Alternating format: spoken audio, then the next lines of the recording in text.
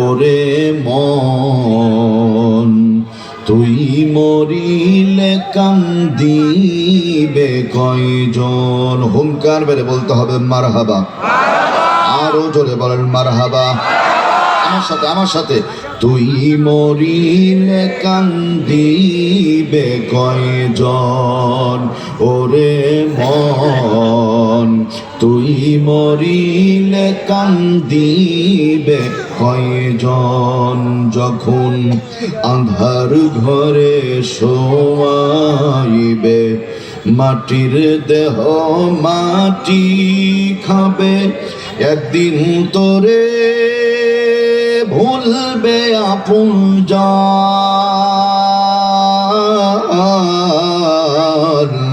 তুই মরিলে কান্দিবে কয়জন, ওরে মন তুই মরিলে কান্দিবে কয়জন। জবান খুলুন। বালাগাল উলা বিকামালিহি كشفت الدجى بجماله حسنت جميع خصاله صلوا عليه وآله رب اشرح لي صدري ويسر لي أمري واحلل عقدة من لساني يفقه قولي رب زدني علما نافعا سبحانك لا علم لنا إلا ما علمتنا إنك أنت العليم الحكيم سبحان ربك رب العزة عما يصفون وسلام على المرسلين والحمد لله رب العالمين। আমার কথা কি শোনা যায়? বাংলাদেশে বর্তমানে যত নেতা নেত্রী অবশিষ্ট আছে আর বিদেশে পালিয়ে গেছে, ওনাদের নামে কিয়ামত পর্যন্ত স্লোগান দিলে একটাও নেকি হবে না, এভাবে না। আমার রাজশাহী শহরে দুইজন মেয়ে মানুষ ঝগড়া করলে এর থেকে জোরে শব্দ হয়। ওনাদের নামে কিয়ামত পর্যন্ত স্লোগান দিলে একটাও নেকি হবে না। তাহলে যেই স্লোগানের নেকি নাই সেই স্লোগান দেওয়ার দরকার নাই, যেটাই নেকি আছে সেটা দরকার আছে না নাই? সবাই লা ইলাহা ইল্লাল্লাহ, লা ইলাহা ইল্লাল্লাহ, লা ইলাহা ইল্লাল্লাহ, লা ইলাহা ইল্লাল্লাহ, সুবহানাল্লাহ ওয়ালহামদুলিল্লাহ, লা ইলাহা ইল্লাল্লাহ, সুবহানাল্লাহ ওয়ালহামদুলিল্লাহ, লা ইলাহা ইল্লাল্লাহ। আসমানে আল্লাহ জমিনে আল্লাহ, আসমানে আল্লাহ জমিনে আল্লাহ, হায়াতে আল্লাহ মউতে আল্লাহ, লা ইলাহা ইল্লাল্লাহ, লা ইলাহা ইল্লাল্লাহ, লা ইলাহা ইল্লাল্লাহ মুহাম্মাদুর রাসূলুল্লাহ। একসাথে সবাই বলি সাল্লাল্লাহু আলাইহি ওয়াসাল্লাম। আলহামদুলিল্লাহ সুম্মা আলহামদুলিল্লাহ। বাংলাদেশের রাজধানী ঢাকায় চলমান মাদ্রাসাতুল কোরআন ওয়াস সুন্নাহ বালক উম্মেহানি মহিলা মাদ্রাসার উদ্যোগে চতুর্থ বার্ষিকী ওয়াজ মাহফিলের মান্যবর শ্রদ্ধাভাজন সম্মানিত সভাপতি জনাব মোহাম্মদ উমর ফারুক সাহেব, আজকে প্রোগ্রামে সম্মানিত অতিথিগণ, বিশেষ করে আলোচমান মুফতি জাফর আহমদ সাহেব, হযরত মাওলানা আব্দুল কাদির আশরাফি সাহেব, মুফতি আমিরুল ইসলাম সুবহানী সাহেব। আমার পরে আলোচনা রাখবেন প্রতিবেশী দেশ ভারত থেকে আগত আর জামিল ভাই সহ আমাদের মাধ্যমে স্বাগত হযরত মাওলানা ডক্টর আব্দুল্লাহিল মারুফ আমিনী, ভারত, প্রতিষ্ঠাতা পরিচালক lecturers association of Bengal lab. বসে আছেন জাতির সর্বকালের সর্বযুগের শ্রেষ্ঠ সন্তান নায়েবে রাসূল হযরত উলামায়ে কেরাম, পিতৃতুল্য মুরব্বিনে কেরাম, দিনকে মহব্বতকারী প্রিয় বড় ভাইরা, ইসলামের ঝান্ডা উঁচুকারী মাই ডিয়ার ইয়াং ম্যান, প্রাণপ্রিয় অরুণ পথের তরুণ, তারুণ্যের উচ্ছ্বাসে ভরপুর এক ঝাঁক সোনামানিক যুবক বন্ধুগণ, স্নেহের কচি কাচারা, অবলা সরলা সতী সাধবী গুণবতী অপরূপা সুশ্রী সুদর্শনা আমার মা এবং বোনেরা, রাজশাহী থেকে ছুটে এসে শান্তিকামী সালাম জানাচ্ছি। আওয়াজটা জোরে দিবেন। আসসালামু আলাইকুম ওয়া রাহমাতুল্লাহ। আল্লাহ রাব্বুল আলামিনের মহান দরবার আলিশানে শুকরিয়া আদায় কল্পে যে যেখানে বসে আছি, দাঁড়িয়ে আছি, উঁচু করে কাল্লা একসাথে চিৎকার মেরে হুঙ্কার মেরে পড়তে হবে আলহামদুলিল্লাহ।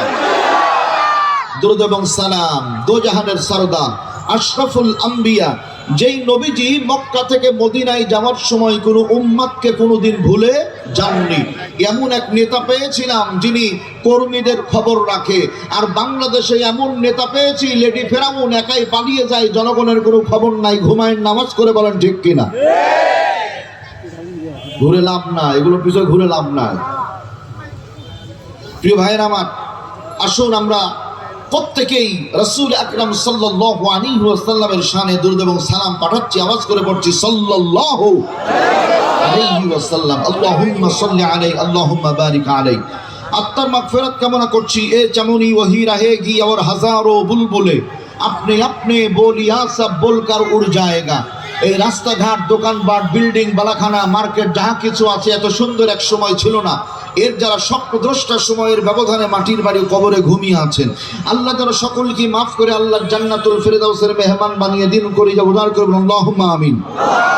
বিশেষ করে বৈষম্য বিরোধী কোটা সংস্কার আন্দোলনের সাথে সম্পৃক্ত হয়ে দেখিনি আমরা 47, দেখিনি 52, অনেকেই দেখিনি 71, নতুন করে দেখলাম 2024 বাংলার লাল সবুজের পতাকাকে ছিনিয়ে না আবার জাতির হাতে উপহার তুলে দিল যারা যারা শাহাদাত বরণ করেছেন, আল্লাহ যেন জান্নাতের উচ্চ মাকাম দান করে পড়ি আল্লাহুম্মা আমিন।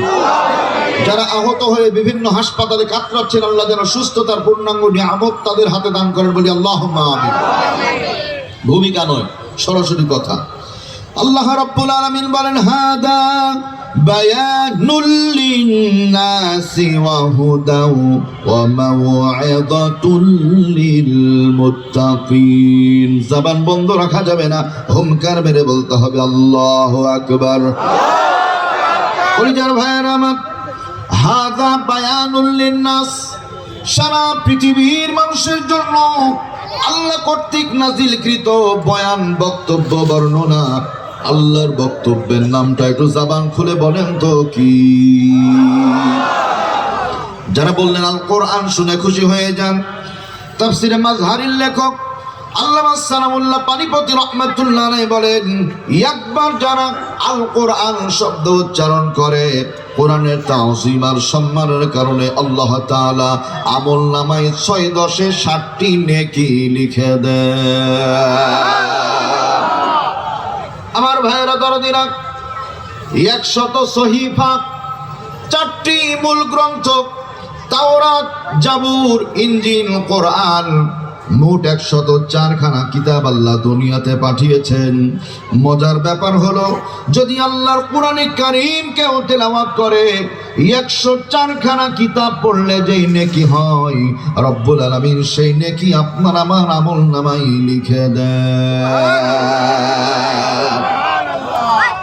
একান্ত আপন জানেনা আমার, হাদা বায়ানুল লিন্নাস, মুসলমান, হিন্দু, বৌদ্ধ, খ্রিস্টান, আর্য, অনার্য, ডোম, চানাল, মুচি, গ্যারো, সাঁওতাল, চাকমা, যত জাতের মানুষ আছে, অন্য কোনো গ্রন্থ মানা যাবে না, মানতে হবে আল্লাহর কোরআন। আওয়াজ করে বলতে হবে কথা ঠিক কিনা? হাদা বায়ানুল লিন্নাস,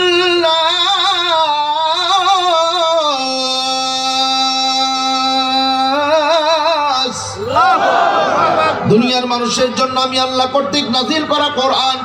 এই কোরআন মানবে যারা, মানে ব্যক্তিতে কোরআন, পরিবারে কোরআন, সমাজের মধ্যে কোরআন, রাষ্ট্রের মধ্যে কোরআন, সকল জায়গায় কোরআন মানবে যারা, আল্লাহ বলেন ওয়াহুদা, আমি আল্লাহ তাদের গলায় হেদায়েতের মালা পরিয়ে দেব। আল্লাহু আকবার বলে। কথা ভালো করে বুঝবেন, বাস্তবতার সাথে মিল হবে প্রতিটা কথা। হেদায়েতের মালা খেয়াল করেন, বাংলাদেশে মানুষ মানুষের গলায় মালা পরিয়ে দেয় ভোটে পাশ করলে, ইলেকশনে জয়ী হলে। কথা বলেন, যদি ভোটে পাশ করতে না পারে, ইলেকশনে জয়ী হতে না পারে, গলায় দুনিয়ার মানুষ মালা পরিয়ে দেয় না। আমি গবেষণা করে দেখেছি, যেই মানুষগুলি গলায় মালা পরিয়ে দেয় অধিকাংশ মানুষগুলি হলো স্বার্থপর। নেতাজি গলায় পরিয়ে গেলাম ফুলের মালা, পকেটটা রেখেন খোলা, মাঝে মধ্যে আসবো, টাকা পয়সা চাইবো, সহ্য করতে হবে কম বেশি জ্বালা। মানে 500 টাকার মালা গলায় পরিয়ে গেলাম, সুযোগ পেলে 5 লক্ষ 5 কোটি টাকা আদায় করে ছাড়বো, এমন 2-4টা চামচা সমাজের ভেতরে আছে না? না, এগুলো কম না বেশি? এগুলোই বেশি। নারে চামচা বামে চামচা, সামনে চামচা, পেছনে চামচা। হঠাৎ করে নেতার পকেটে মারে খামচা, পকেট থেকে নিয়ে চলে যায় টাকা, সুযোগ থাকে না হালাল হারাম দেখা। রাস্তার টাকা, ইটের টাকা, খুয়ার টাকা, বয়স্ক ভাতার টাকা, রাজশাহী শহরে মসজিদ মাদ্রাসার টাকা পর্যন্ত মেরে ধরে খায়, এমন পিলিয়ার সমাজের ভেতরে আছে না? না, স্বার্থপর দিয়ে আল্লাহ মালা পরাবেন না। কাদের দিয়ে পরাবেন? কোরআনে কারীম 27 নম্বর পারা 14 নম্বর পৃষ্ঠা, সূরার নাম সূরা ওয়াকিয়া। আল্লাহ রাব্বুল আলামিন ডাক দিয়ে বলছেন, ওয়া হুরুল আইন,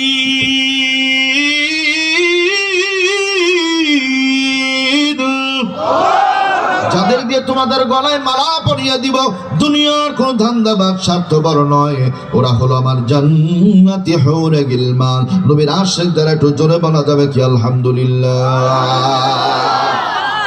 বাংলাদেশের মালা 5 বছরের জন্য। জোরে বলেন, কয় বছরের জন্য? প্রেসিডেন্ট সরকার 9 বছর থাকার কারণে যদি স্বৈরাচার হয়, রাতের ভোট দিনের ভোট রাতে করে যারা 15.5 বছর থাকে, এরা ডবল স্বৈরাচার ছাড়া কিছুই নয়।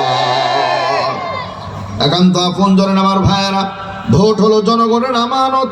সুতরাং আমানতের খিয়ানত করে যারা জাতীয় গাদ্দার, তারা সেটা আমি হই আপনি হন। কথা বলেন ঠিক কিনা? একান্ত আপন জনেরা আমার, এই জন্য সাবধান।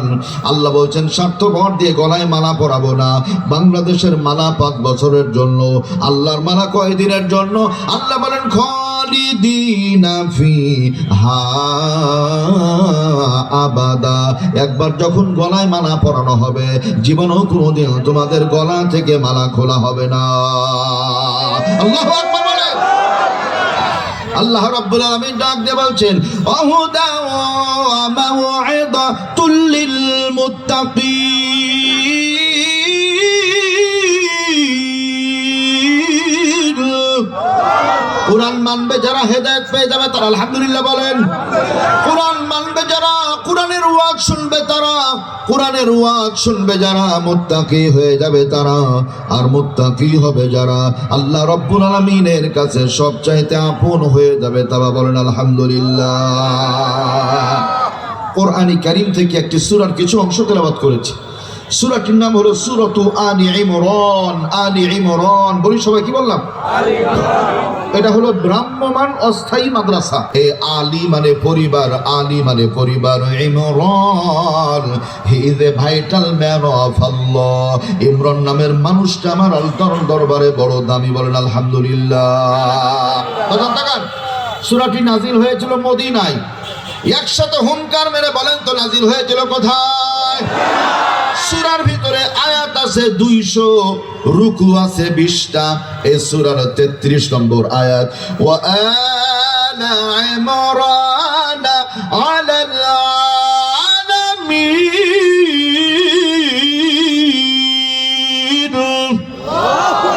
33 নম্বর আয়াত থেকে নামকরণ করা হয়েছে সূরার 113, 14, 15 নম্বর আয়াতে কারিমা তেলাওয়াত করেছি।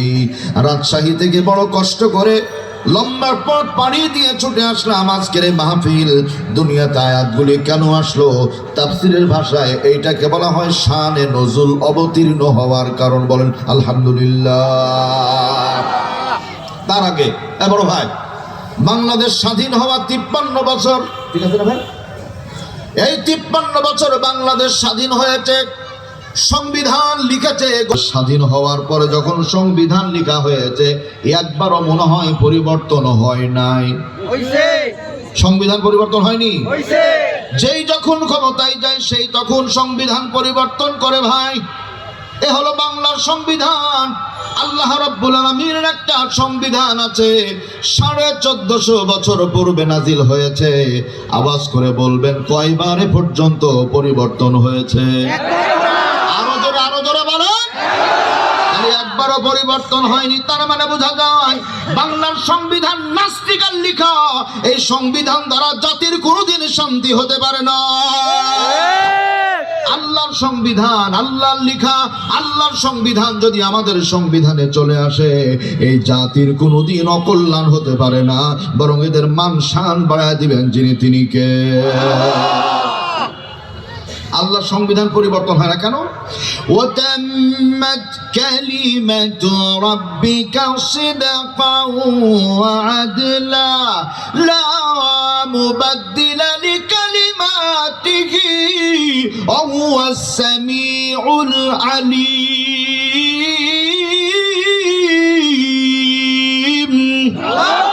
আমি আল্লাহর সংবিধান পরিবর্তন হয় না জন্য ওয়াতাম্মাত কালিমাতু রাব্বিকা সিদকা, আল্লাহর কথা সব চাইতে সত্য কথা। বাজান বলতে হবে আল্লাহর কথা সত্য না মিথ্যা? মহা সত্য, বলেন আলহামদুলিল্লাহ।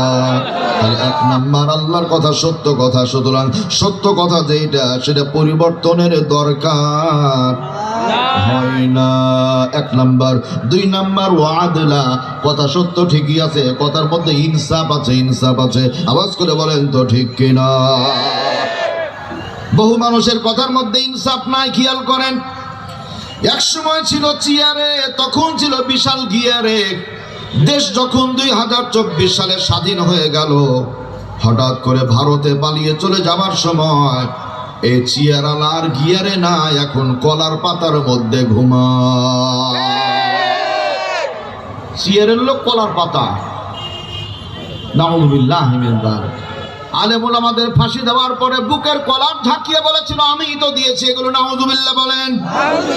ওলামা ইকরামকে ফাঁসির কাস্টে ঝুলায় যারা, এই বিশ্বের মানচিত্রে আবু জেহেল আর ফেরাউনের বন্ধু বান্ধবী তারা। সোনার ভাইরা আমার, বিশ্বের মানচিত্রে আল্লাহর কথা মহা সত্য কথা, এই জন্য পরিবর্তন হয় না। আল্লাহর কথার মধ্যে ইনসাফ আছে, মানুষের কথার মধ্যে ইনসাফের বড় ঘাটতি আছে। ওই মানুষের কথার মধ্যে ইনসাফ আছে, যে মানুষ আল্লাহর কথা বলে, রাসূলের কথা বলে, তার মধ্যে ইনসাফ আছে। আল্লাহ রাসূলের কথা নাই যেখানে, ইনসাফ নাই সেখানে, বলেন ঠিক কিনা? বিগত 17 বছর পর্যন্ত, ভাই খেয়াল করেন, বিগত 17 বছর পর্যন্ত সব চাইতে কষ্ট ছিল তারা টুপিওয়ালা, দাড়িওয়ালা, নামাজি, মুমিন, মুসলমান, যারা আওয়াজ করে বলতে হবে ঠিক কিনা? বিগত 17 বছর পর্যন্ত সব চাইতে জামাইয়ের আদরে গায়ে বাতাস লাগিয়ে ঘুরেছে তারা। গুছি মাছ, বাম মাছের মতো কাদার মধ্যে থেকে আনন্দে ছিল যারা, মানে ভারতের গোলামি করেছিল যারা। আমাদের বলা হয়েছিল রাজাকার, কিন্তু এখন তো দেখা যায় বাংলাদেশে রাজাকার গুলি আছে। আমরা যারা দেখেছিলাম ভারতের দালাল, তারা কিন্তু ভারতে পালিয়ে চলে গেছে। ওইটা আমার সাবজেক্ট না, মূল বিষয় হলো মানুষের মধ্যে কোরআন হাদিস না থাকলে ইনসাফ থাকে না। আগামীকালকে ইনশাআল্লাহ সূর্য পূর্ব দিগন্তে উঠবে, খেয়াল করবেন। এই সূর্য হিন্দুকে আলো দেয়, মুসলমানকে আলো দেয়। আল্লাহ ইনসাফ আছে না না? কিন্তু 17 বছর পর্যন্ত লক্ষ্য করে দেখেছেন আপনারা, বিরোধী পক্ষের কেউ যদি হয়, অপরাধ না করার পরেও জেলখানায় যেতে হয়, আয়না ঘরে থাকতে হয়। আর হাজার অপরাধ করার পরেও পক্ষের লোক হওয়ার কারণে টাকলা মুরাদের মতো গায়ে বাতাস লাগিয়ে ঘুরে বেড়ায়। ঘুমায়েন না, জোরে বলেন ঠিক না বেঠা?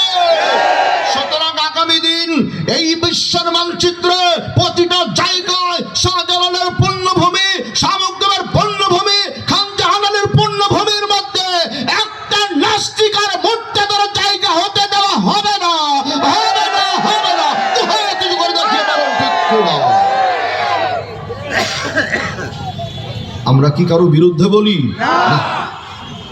হুজুর দেখলেই কিছু লোকের কষ্ট লাগে ভাই। হুজুর তো সে আখেরাতের আপনার দায়িত্ব নিয়ে নামাজে দাঁড়িয়েছে, যে আলহামদুলিল্লাহ বলতে মন চায় না? আপনার সূরা কেরাত ঠিক নয়, আপনি আমার পাশে দাঁড়িয়েছেন, আমার মাথায় দিয়ে দিয়েছেন ওগুলো। আমার সহি হওয়ার কারণে সমস্ত মুসল্লির হয়। কিন্তু এমন কাউকে দাঁড় করানো যাবে না যার সূরা কেরাতেই ঠিক নাই। কথা বলতে হবে, ঠিক না? ঠিক বলে। এই কাফরুলের মসজিদে, কেন্দ্রীয় মসজিদে আগামী কালকে যদি ঘোষণা হয় বহুদিন পর্যন্ত পুরুষ হুজুরের পিছনে নামাজ পড়েছি, এবার আল্লাহর রাস্তায় শুধু একটা জুমা মহিলা পড়াবে। হুমায়ুন না রাজি আছে? একটা জুমা ভাই, তাহলে মহিলার পিছনে যদি একটা জুমা নামাজ না পড়া যায়, তাহলে ওই মহিলার নেতৃত্ব বাংলাদেশে এক সেকেন্ডের জন্য দরকার না। আমেরিকার মানুষরা বোঝে, আমরা বুঝি না। আমরা বুঝি না কেন জানেন? একটু বড় করেই বলি, আমরাও হাফ লেডি হয়ে গেছি। হাফ লেডি শরীয়তে জায়েজ নাই। বুখারী মুসলিমের হাদিস, আমার কথা না, আমার উপর রাগ করবেন না, রাসূলের কথা শুনেন। রাসূল বলছেন, ক্বালা লা ইউফলিহা কওমুন ওয়ালাউ আমরুহুম ইমরাতুন, রাওয়াহু মুত্তাফাকুন আলাইহি। বুখারী মুসলিমের হাদিস। রাসূল বলছেন, যেই জাতির নেতৃত্ব দানকারী হয় কোনো মহিলা, ওই জাতি কোনোদিন সফলতা অর্জন করতে পারে না। ঠিক বললেও ঠিক, না বললেও ঠিক, কারণ কোরআনের কথা এটাই প্রমাণিত হবে। এই আমেরিকার মানুষগুলো দেখে যে ডোনাল্ড ট্রাম্প লোক খুব সুবিধা না, তারপরেও সরকার মানে একটা পুরুষ, আর আমরা ঘুরে ফিরে মহিলার আচরণ তবে। এর চাইতে আর কিছু বলার নাই আমার। কি করবেন আপনাদের ব্যাপার, দ্যাট ইজ ইউর উইশ।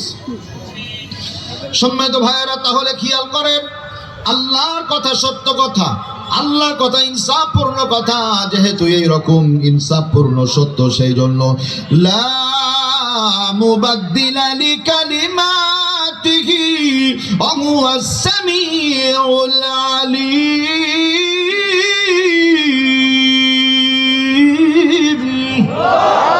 আমি আল্লাহর কথা কোনো পরিবর্তন হয় না কেন? ওয়া হুয়াস সামিউল আলীম, আমি আল্লাহ সব কিছু শুনি, আমি আল্লাহ সব ব্যাপারে জ্ঞানী। একটু আওয়াজ করে বলা যাবে কি আলহামদুলিল্লাহ? সারে নজর শোনাচ্ছি আপনাদের, ভালো করে মনোযোগ দেন। তাফসিরের নাম হলো তাফসির ইবনে কাসির, লেখকের নাম হলো ইমামউদ্দিন ইবনে কাসির। এইখানে রাইসুল মুফাসসিরিন হযরত আব্দুল্লাহ ইবনে আব্বাস রাদিয়াল্লাহু তাআলা আনহু তিনি বর্ণনা করছেন, মদিনার বুকে নবীজি বসে আছেন। সুবহানাল্লাহ বলেন। নবীজি কোথায় ভাই? মদিনায় বসে আছেন। মদিনার একদল ইহুদি যারা ঘোষণা দিয়ে দিল, তারা ইহুদি নেতারা, কিন্তু সাধারণ মানুষ না। ভালো করে আবার বলছি, মদিনার একদল ইহুদি নেতৃত্বে যারা, ইহুদি নেতৃত্বে যারা ঘোষণা দিল, তারা, এই মদিনার ইহুদিরা, ডানে যাও, বামে যাও, সামনে যাও, পেছনে যাও, একটা জায়গায় যেতে পারবে না। কোথায়? বলছে মুহাম্মদ সাল্লাল্লাহু আলাইহি ওয়াসাল্লামের কাছে যেতে পারবে না। নবীর আশিক যারা, আওয়াজ করে বলি নাউযুবিল্লাহ। সব জায়গায় যাওয়া যাবে, রাসূলের দরবারে যাওয়া যাবে না। What is the cause? কারণ কি? কারণটা ভালো করে শুনেন, তাকান। যেই মানুষগুলি জিরো, নবীজির কাছে গেলে হয়ে যায়, আওয়াজ করে বলেন হিরো। যেই মানুষগুলি অচল, রাসূলের দরবারে গেলে হয়ে যায় সচল। যেই মানুষগুলি আল্লাহ ভোলা, নবীজির দরবারে গেলে হয়ে যায় আল্লাহওয়ালা। এই জন্য ইহুদি খ্রিস্টানদের নেতৃত্বের মূল টার্গেট ছিল যে কোনো মূল্যে মানুষকে আল্লাহ নবী থেকে যদি দূরিয়ে সরে রাখা যায়, তাহলে আমাদের এজেন্ডা আরামে বাস্তবায়ন করা যাবে। আওয়াজ করে বলতে হবে নাউযুবিল্লাহ। আলোচনাটা বোঝার জন্য আমি 3 বছর পূর্বে নিয়ে যাচ্ছি আপনাদের পেছনে। 2020 সালে বাংলাদেশে করোনা শুরু হয়েছিল। কথা বলতে হবে, ঠিক কিনা? আচ্ছা, করোনার ব্যাপক চাপ ছিল, আমরা দেখেছি, শুনেছি। এত করোনার চাপ, কাফরুল এলাকায় গিয়ে পর্যন্ত 1000 লোক মারা গেছে। এলাকায় কি 1000 লোক মারা গেছে? তাহলে কি পরিমাণ চাপ এখন খেয়াল করেন। ছিল না তা বলছি না, ছিল, তবে সংখ্যায় কম, কিন্তু হিসাব ছিল আলাদা। উপরে করোনা আর ভিতরে চেয়ার রাখার করুণা। 1 নাম্বার, ঘোষণা হয়েছিল 5 ওয়াক্ত নামাজে 5 জন, জুমার নামাজে 10 জন, তারাবির নামাজে 12 জন, এর বেশি যাওয়া যাবে না। বাস্তব ইতিহাস হলো, ঘোষণার পরে মসজিদে মুসল্লির চাপ অনেক বেড়ে গিয়েছিল। আলোচনাটা বোঝার জন্য একটু খেয়াল করেন, আমার দিকে তাকান। এই কাফরুল বাজার থেকে আব্বাজান বাড়ির দিকে আসে, খালি হাতে আসলে কেমন দেখা যায়? একটা বিস্কুটের প্যাকেট কিনে নিয়ে এসেছে। বাড়ির আলমারির উপরে প্যাকেটটা রাখার পরে সব চাইতে ছোট সন্তানকে ডাক দেয়, দিয়ে বলে, বাজান রে, ডানে বামে চতুর্দিকে খেলাধুলো, অসুবিধা নাই, আলমারির মাথার উপরে বিস্কুটের প্যাকেট, ওই দিকে নজর করার দরকার নাই। ঢাকার ভাইয়েরা, জিজ্ঞেস করি, আপনাদের সন্তান যদি বিস্কুটের প্যাকেটের খবর পেয়ে যায়, ও কি ৮ রশি দরবারের জিকির করবে ভাই? মনে মনে দোয়া পড়ে, রব্বুল আলামিন, আব্বা বাড়ির বাইরে যায় না কেন? আব্বা যেমনি বাড়ির বাইরে স্লোগান দেয়, ভাই বোনকে কোথায় আছিস আইরে, চেয়ার নিয়ে টেবিল নিয়ে আলমারির উপর থেকে বিস্কুটের প্যাকেটটা পাড়ে, ছিঁড়ে আনন্দ উল্লাস করে করে ভাই বোন সবাই মিলে খায়। আব্বা যান বাইরে থেকে বাসায় আসার পরে সন্তানের মুখের দিকে তাকায়, সন্তান মুস্কি মুস্কি হাসে, জিজ্ঞেস করে, তোমার হাসার কারণ কি? সন্তান জবাব দেয়, আলমারির উপরে তোমার বিস্কুটের প্যাকেটের জিয়ারত করে ছেড়ে দিয়েছি। মারহাবা বলতে মন চায় না? মূল হেডিং হলো, নিষেধ করলেন কেন? মূল হেডিং কি? নিষেধ করলেন কেন? এই বিষয়টা বোঝার জন্য খেয়াল করেন, তাফসীর ইবনে কাসিরের মধ্যে লেখা হয়েছে 23 জন ইহুদি এক জায়গায় হয়ে গেল। আল্লাহু আকবার বলেন। তাফসীর রুহুল মাআনির মধ্যে আল্লামা আলুসি রাহমাতুল্লাহ আলাইহি লিখেন 43 জন ইহুদি এক জায়গায় হয়ে গেল। তাফসীরে নূরুল কোরআনের মধ্যে ঢাকা লালবাগ শাহীজান মসজিদের সাবেক খতিব, বাংলাদেশ বেতার এবং টেলিভিশন আলোচক মাওলানা আমিরুল ইসলাম রাহমাতুল্লাহ আলাইহি লিখেন 73 জন ইহুদি এক জায়গায় হয়ে গেছে। এদের দলপতির নাম হলো আব্দুল্লাহ ইবনে সালাম, তাওরাতের যোগ্য পণ্ডিত আলেম, তাওরাতের যোগ্য পণ্ডিত আলেম। তাওরাতের মধ্যে বহুবার আমার দরদি নবীর নামটা পড়েছেন, বলেন না মারহাবা। এবার ডাক দেয়, ও আব্দুল্লাহ ইবনে সালাম, কি হয়েছে? চলো যাই। কোথায় যাব? নবীজির কাছে যাই। সুবহানাল্লাহ বলেন।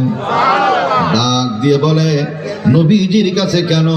বলছে, আমাদের ইহুদি নেতা যারা নবীজির কাছে যেতে নিষেধ করেছে, তারা আমরা সিদ্ধান্ত নিয়েছি, ওরা যতই নিষেধ করুক না কেন, আল্লাহর হাবিবের নূরানি চেহারা না দেখা পর্যন্ত বাড়িতে একটা লুকমাও খানা খাবো না। এটা মুহাব্বতে বলা যাবে কি আলহামদুলিল্লাহ? এই ভুবনে ফুটবে না আর কখনো এমন ফুল রে মন, মুহাম্মদ রাসূল আলো হয়ে ভেঙেছিলে সকলেরই ভুল, সকলেরই ভুল রে মন, মুহাম্মদ রাসূল। মুহাব্বত লা ইলাহা ইল্লাল্লাহ, লা ইলাহা ইল্লাল্লাহ, লা ইলাহা ইল্লাল্লাহ, সুবহানাল্লাহ ওয়ালহামদুলিল্লাহ, লা ইলাহা ইল্লাল্লাহ, লা ইলাহা ইল্লাল্লাহ, মুহাম্মাদুর রাসূলুল্লাহ। একসাথে সাল্লাল্লাহু আলাইহি ওয়াসাল্লাম। ইহুদিরা যেতে দিবে না আর এরা বাধা মানবে না। আলহামদুলিল্লাহ বলেন। লম্বা পথ পানি দিয়ে যায় যায়, দুনিয়ার কেউ যেখানে দেখে না, ওই জায়গায় যিনি দেখেন আওয়াজ করে বলতে হবে, তিনি কে? দুনিয়ার কেউ যেখানে শুনে না, ওই জায়গায় আওয়াজ দিলে যিনি ডাক শুনতে পান, তিনি কে? আল্লাহ ইয়ালামু খাইনাতাল আয়ুনি ওয়া মা তুখফিস সুদূর। আল্লাহ জানেন বান্দার চক্ষু থাকা যায়, ইসলাম না মানলে মুসলমান থাকা যায়? যায় না। ওদের রাষ্ট্র ধর্ম ইসলাম মানতে পারি না। আস্তাগফিরুল্লাহুল আযীম। সোনার ভাইয়েরা, আমার দরদিরা, নমরুদ বলেছিল ইসলাম মানতে পারি না, ফেরাউন বলেছিল ইসলাম মানতে পারি না, বাংলাদেশে টাকলু বলল রাষ্ট্র ধর্ম ইসলাম মানতে পারি না। আমি বলতে চাই না, এই কথার দ্বারা প্রমাণিত হয়ে যায় ওদের আত্মীয় স্বজনের রক্ত আর দেহের মধ্যে আছে। বলেন ঠিক কিনা? কলিজার ভাইয়ের আমার দরদিরা, লক্ষ্য করেন এবার এই ৭৩ জন ইহুদি রাসূলের দরবারে নবীজি বললেন, উসকুত ইজলিস ইয়া সালাম, চুপ করে বসো। সবাই বসে আছে, মাঝখানে আব্দুল্লাহ ইবনে সালাম, ডানে বামে ইহুদিরা বসা। আমার দিকে তাকান, নবীজি বিনয়ী মানুষ, মাথাটা নিচু করে আছেন। এই ইহুদিরা সামনে বসা, আল্লাহর হাবিবের নূরানি চেহারার দিকে চাতক পাখির মতো মাতোয়ারা হয়ে তাকিয়ে আছে। আল্লাহু আকবার বলে। নবীজি বুঝতে পেরেছেন আমার দিকে তাকাই, আল্লাহর হাবিব তাকান, আস্তে করে ডান দিকে মুখটা ঘুরিয়ে, মুখটা একটু উঁচু করে তাবাসসুম মুস্কি হাসি দিয়ে বাম দিকে যেমনি মুখটা ফিরিয়েছেন, আব্দুল্লাহ ইবনে সালাম ডাক দিয়ে বলে, হাদা লাইসা বিওয়াজহি কাযাব, হাদা লাইসা বিওয়াজহি কাযাব। এত সুন্দর চেহারার মানুষ জীবনেও কোনোদিন একটাও মিথ্যা কথা বলতে পারে না। ওগো নবীজি, আপনার বিরুদ্ধে আমাদের ইহুদি নেতারা বহু আজেবাজে মন্তব্য করেছে, আপনার চেহারা দেখে বুঝতে পারলাম। আল্লাহু আকবার। এত সুন্দর চেহারার মানুষ জীবনে একটাও মিথ্যা কথা বলতে পারেন না। দেরি করবেন না, দেরি করবেন না, ডান হাতটা একটু সামনে বাড়িয়ে দেন, আওয়াজ করে বলেন না সুবহানাল্লাহ। আমাদের দায়িত্বশীল যারা, তাদের কাছে যেতে লাগলে সই স্বাক্ষর করতে করতে করতে করতে করতে সর্বশেষ দেখা পাওয়াই কঠিন। রসুলের দরবারে ভিন্ন ধর্মের মানুষ, কোন প্রোটোকল মেনটেন করতে হয় না। আল্লাহু আকবার বলেন। নেতা এমনই দরকার আছে, কথা বলেন ঠিক না বেঠে? সম্মানিত ভাইয়েরা আমার, নবীজি সামনে ডান হাত বাড়িয়ে দিয়েছেন, 1 2 3 4 করে ৭৩ জন ইহুদি পর্যায়ক্রমে রাসূলের হাতে হাত রাখে আর বলে, নিজের জীবনের ভুল বুঝতে পেরেছি, দেরি করার কোনো সুযোগ নাই, এখনই পড়া দেন ইমানের কালেমা লা ইলাহা ইল্লাল্লাহু মুহাম্মাদুর রাসূলুল্লাহ। আওয়াজ করে বলে সাল্লাল্লাহু আলাইহি ওয়াসাল্লাম। তাহলে ওরা আসতে দিবে না, চলে আসলো, কালেমা পড়ে মুসলমান হয়ে গেল। 2 3টা তথ্য একটু মনোযোগ দিয়ে শুনবেন। 1 নাম্বার, বিশ্বের মানচিত্রে 228টা দেশ, 800 কোটি মানুষ, 600 কোটি ইহুদি আর খ্রিস্টান, 200 কোটি মুসলমান। হুঙ্কার মেরে বলতে হবে আলহামদুলিল্লাহ। গোটা দুনিয়ার মধ্যে এক সময় মুসলমান ছিল 3 জন। জোরে বলেন কয়জন? 3 জন। 1 নাম্বার মুসলমানের নাম হলো মুহাম্মাদুর রাসূলুল্লাহ সাল্লাল্লাহু আলাইহি ওয়াসাল্লাম। 2 নাম্বার মুসলমানের নাম হলো আবু বকর রাদিয়াল্লাহু আনহু। 3 নাম্বার মুসলমানের নাম হলো মা খাদিজাতুল কুবরা রাদিয়াল্লাহু আনহা। আওয়াজ করে বলেন আলহামদুলিল্লাহ। এই 3 জন মুসলমান থেকে বর্তমান পৃথিবীতে 200 কোটি মুসলমান। আর একবার বলেন আলহামদুলিল্লাহ।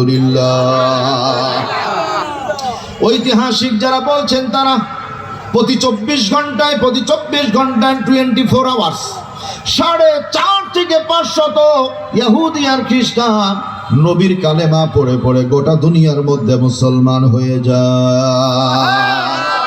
ঐতিহাসিক যারা বলছেন, তারা ইনশাআল্লাহ সাম্প্রতিক খুব স্বল্প কয়েক বছরের মধ্যে বিশ্বব্যাপী ভিন্ন কোনো ধর্ম থাকবে না, ভিন্ন ধর্মের মানুষও থাকবে না।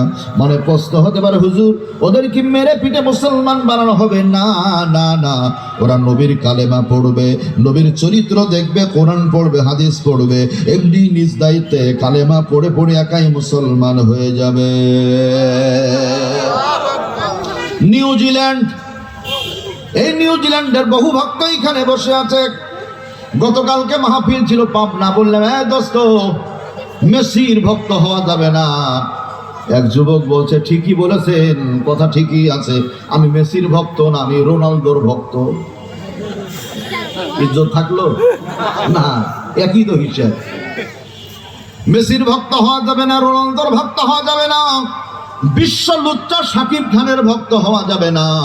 ভক্ত যদি হতে হয় মুহাম্মাদুর রাসূলুল্লাহর ভক্ত হওয়ার দরকার আছে না? না, একান্ত আপন জনেরা আমার, নিউজিল্যান্ডে তাকান আমার দিকে, আল্লাহু আকবার। জোহরের নামাজের সময় মুসল্লির নামাজে দাঁড়িয়ে গেছে। 2019 সাল 16ই মার্চ, 2019 সালের 16ই মার্চে নিউজিল্যান্ডের ইহুদি খ্রিস্টানগুলি রাইফেল দিয়ে পাখির মতো গুলি করে করে 49 জন মুসলমানকে শহীদ করে দিল। মারা গেল মুসলমান 49 জন। পরের দিন ওই নিউজিল্যান্ডে 350 ইহুদি আর খ্রিস্টান আল্লাহর নবীর কালেমা পড়ে মুসলমান হয়ে গেল। আল্লাহু আকবার বলেন। তার মানে বাধা আসবে যেখানে, বিজয় হবে সেখানে। বাধা নাই, শান্তি নাই। একাই মাঠে গোল দিলে মজা পাওয়া যায় না, বিরোধী পক্ষ থাকার দরকার আছে না না। আল্লাহু মুতিম্মু নূরিহি ওয়ালাউ কারিহাল কাফিরুন।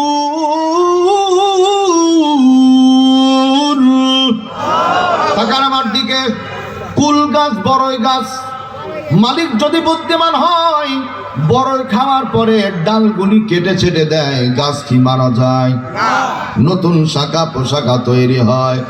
একজন দুইজন, মামুনুল হক, রফিকুল ইসলাম মাদানী, জুনায়েদ আল হাবিব, আল্লামা দেলাওয়ার হুসাইন সাইদি জেলে রেখে মেরে ধরে লাভ নাই। একজনকে আটকাবা, হাজার হাজার আল্লাহর কোরআনের কর্মী বাংলার জমিনে তৈরি হয়ে যায়। সম্মানিত ভাইরা আমার, দরদিরা, আল্লাহু আকবার। বিশ্বের দরবারে খেয়াল করেন, সারা পৃথিবীর মানচিত্রে সব চাইতে যে দেশে বেশি মসজিদ পাওয়া যায় ওই দেশের নাম হলো বাংলাদেশ। বলেন আলহামদুলিল্লাহ। এই ঢাকা মহানগরীকে মসজিদের নগরী বলা হয়। আলহামদুলিল্লাহ বলেন। আলহামদুলিল্লাহ, ভালো জায়গায় আমরা আছি। কলিজার ভাইয়েরা আমার, গোটা দুনিয়ার মধ্যে সবচাইতে বেশি মসজিদ বাংলাদেশে, গোটা দুনিয়ার মধ্যে সবচাইতে বেশি মাদ্রাসা বাংলাদেশে, গোটা দুনিয়ার মধ্যে সবচাইতে বেশি আলেম ওলামা বাংলাদেশে। ঐতিহাসিক যারা বলছেন তারা পৃথিবীতে OIC রিপোর্ট করেছে 6 কোটির চাইতেও বেশি কোরআনের হাফেজ পাওয়া যায়। সবচাইতে যে দেশে বেশি কোরআনের হাফেজ পাওয়া যায় ওই দেশের নাম হলো বাংলাদেশ। বলেন আলহামদুলিল্লাহ। প্রাণ পাখি উড়ে যাবে পিঞ্জর ছেড়ে, ধরা ধামে সবই রবে, তুমি যাবে চলে। মারহাবা বলেন। প্রাণ পাখি উড়ে যাবে পিঞ্জর ছেড়ে, ধরা ধামে সবই রবে, তুমি যাবে চলে। বন্ধু বান্ধব যত, মাতা পিতা তারা শত, সকলই হবে তোমার পর। রে মন আমার, কেন বাঁধো দালান ঘর? ওই বাড়ি বানিয়ে লাভ কি, যে বাড়িতে থাকা যায় না? কি ভাই, লাভ আছে নাকি? তারপরও পরিবার সন্তানদের জন্য দরকার আছে, কিন্তু বাড়ি নিয়ে বেশি ব্যস্ত হয়ে না। বাড়িওয়ালা নাই রে বাড়ি, নাই রে দুনিয়াতে, এমন হয়ে যাবে। ঠিক না? ঠিক বলে। একদিন মাটির ভেতরে হবে ঘর। রে মন আমার, কেন বাঁধো দালান ঘর? হুমকার মেরে বলতে হবে মারহাবা। দীর্ঘদিন পর্যন্ত যারা আলেম ওলামাদের প্রতি মুসলিম উম্মার উপর জুলুম আর নির্যাতন করেছে ওদের অবস্থা বর্তমানে কি একটু খেয়াল করেন। পার্শ্ববর্তী একটা এলাকা থেকে একজন ভদ্রলোক সাইকেল নিয়ে এসেছে। তখন তার এত পথঘাট ছিল না, আগের কথা বলছি। আসার পরে বাজার হাট করে আস্তে আস্তে বাড়ির দিকে যান। বাম পাশে পুকুর, তাকিয়েছে ডান দিকে ভুল করে। এবার সাইকেলের ব্রেক ফেল করে সাইকেল নিয়ে গর্তের মধ্যে পড়ে গেছে। সাইকেলের রডে খুব জোরে একটা আঘাত লেগেছে পায়ে, চরম কষ্ট। এই কষ্ট নিয়ে বেচারা পড়ে আছে গর্তের মধ্যে। 3 যুবক রাস্তা দিয়ে হেঁটে যায়, পুকুরের কিনারে গিয়ে মুরব্বীকে টেনে তোলা বাদ দিয়ে বলে, চাচা আপনি কি পড়ে গেছেন? পড়ার পরে আবার জিজ্ঞেস করে, আপনি কি পড়ে গেছেন? মুরব্বী চিন্তা করে, এরা তো আমাকে ঠকিয়ে দিচ্ছে, তো আমাকে বেকুব বানাচ্ছে। তাকান, মুরব্বী ওই কাজ হয়ে পড়ে থেকে কলার ঝাঁকি দিয়ে বলে, বাজান পড়িনি, আমি এইভাবেই নামি, আমার নামাটা এইভাবে।